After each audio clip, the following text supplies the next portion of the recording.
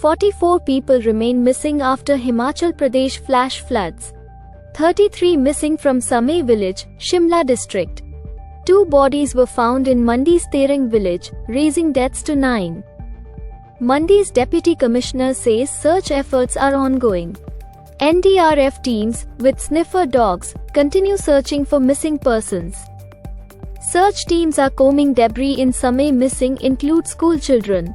Former CM Jai Ram Thakur doubts the chances of survival for the missing.